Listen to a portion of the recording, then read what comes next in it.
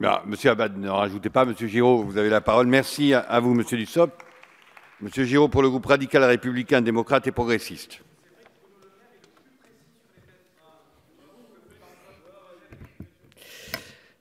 Monsieur le ministre, Madame la secrétaire d'État, Monsieur le représentant du président de la Commission, Madame la rapporteure spéciale, mes chers collègues, nous examinons les crédits et les articles de la mission Relations avec les collectivités territoriales du projet de loi de finances 2017.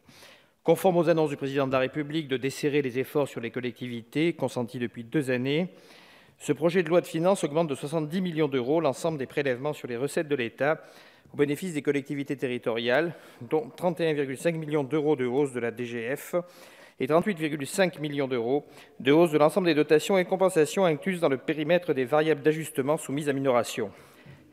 L'article 59 de la mission RCT fixe, comme à l'accoutumée, les critères de répartition de la DGF pour 2017.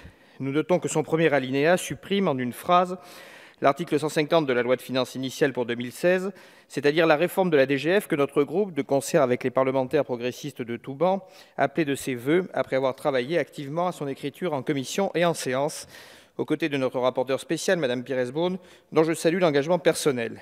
Malheureusement, le poids des conservatismes l'a emporté. Qu'à cela ne tienne, nous revenons par la fenêtre avec des propositions de réforme, notamment du dispositif de dotation de solidarité rurale, bien utile aux petites communes qui maillent notre territoire et toutefois parfois inéquitable dans sa répartition. Je prendrai un seul exemple, celui de la première fraction. La référence exclusive à la population DGF et non à la population totale se révèle inefficace puisqu'en zone touristique, des communes à faible population, sans aucun équipement permanent, voire aucun commerce ouvert à l'année, ont une population DGF supérieure à celle des communes bourg-centre. Actuellement, un bourg-centre d'environ 2500 habitants peut percevoir moins de 1/3 en montant de la DSR d'une station touristique qui ne regroupe pourtant que 200 habitants à l'année avec aucun équipement. Nous avons déposé en commission un amendement qui se fondait sur la seule population municipale pour déterminer les catégories de communes éligibles à la DSR bourg-centre. Il pouvait apparaître comme trop radical, car certaines communes touristiques ont surdimensionné les équipements pour correspondre aux doubles besoins de la population permanente et touristique.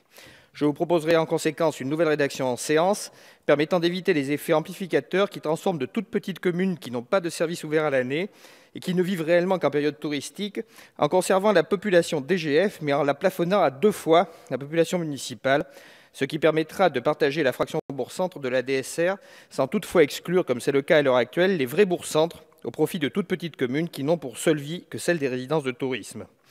Je ne cache pas aussi que j'espère que cette évolution permettra de mieux structurer l'intercommunalité par une réelle mise en commun des charges de centralité, mais aussi, pourquoi pas, par la fusion de communes qui ne pourraient plus s'abriter derrière une dotation sans commune mesure avec leur population permanente. On rappellera ainsi que, dès le 1er janvier 2017, la charge des offices de tourisme la plus coûteuse en fonctionnement pour les communes touristiques devient intercommunale et justifie à elle seule cette évolution de la DGF bourg-centre, et que celles qui ont obtenu, grâce à la loi Montagne, le maintien de leur office municipal reçoivent par ailleurs la DMTO au lieu et place des conseils départementaux. À l'article 60, le gouvernement propose de renforcer le soutien à l'investissement public local en majorant une nouvelle fois, après une hausse de 200 millions d'euros de DETR en 2015 et la création d'une dotation non pérenne de 800 millions d'euros l'année dernière, l'investissement local pour un montant de 1,2 milliard d'euros réparti entre la dotation d'investissement de transition énergétique, qui à l'origine, je le rappelle, était un amendement parlementaire en loi de finances pour 2016, le pacte État-métropole et les projets d'investissement des territoires ruraux, dont la DETR. Pour persévérer sur le concret, nous proposerons de simplifier le dispositif de collecte de la taxe de séjour et de la taxe additionnelle instaurée l'an dernier et qui se révèle dysfonctionnel par un amendement qui a été voté par la Commission des finances. Enfin, je terminerai mon propos par un sujet qui me tient particulièrement à cœur.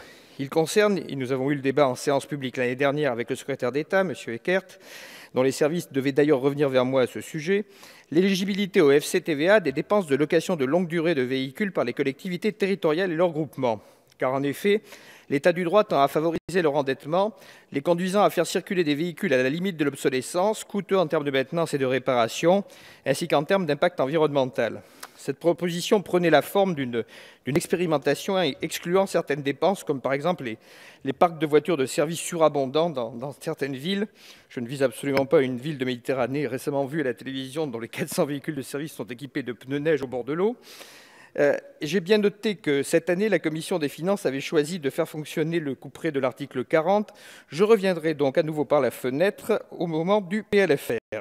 Je vous remercie pour votre attention et pour vous mettre fin à un suspense absolument insoutenable, je vous annonce que notre groupe votera les crédits de cette mission. Merci de l'avoir révélé, Monsieur Giraud.